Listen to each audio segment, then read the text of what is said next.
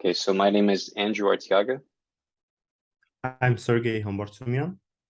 And I'm Zane Reese. Okay, and then for our project, we have the priority command, which changes the priority of a specified process ID. So we create a process.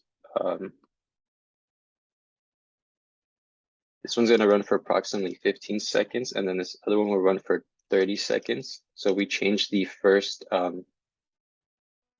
process to a lower priority. It should finish faster based on the time, but because it's a lower priority now, the other process is going to take longer. So here we can see priorities 2 and 3 when we check again.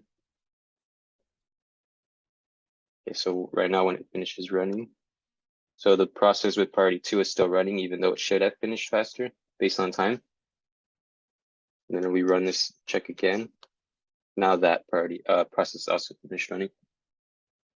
So to get the actual process, we modified the process, the PS command by adding this register flag for priority. That it's a long listing format to show the priority, and this will handle whether we want to print the priority or not. And then for this, we actually changed the process class. So we added a get priority method, and we also have the a priority variable that's set to a default number of 3, and it can range from 1 to 5. Now in our Renice function, we follow the same format as a sleep command. So we have the priority and the process ID as the options, and then the end flag for to change the actual priority. So here we make sure that the process ID exists and that the priority is valid. Then we call the Renice PID from the library from lib POSIX, similar to how wait PID is called in other processes.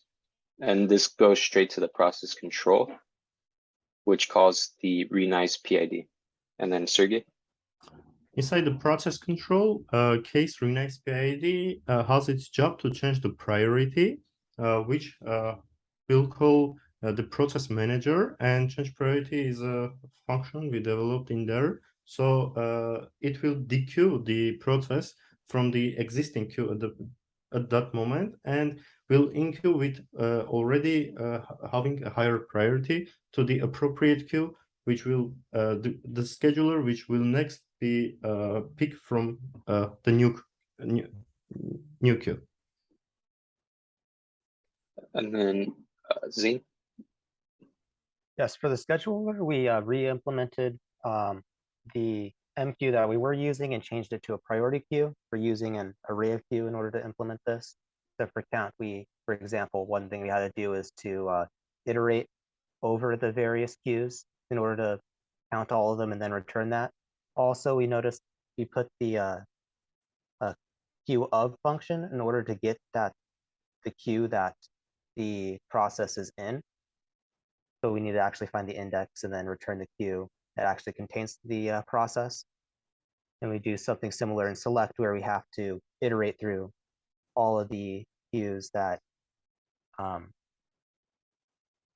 before we select the process. And then that is our project. Thank you.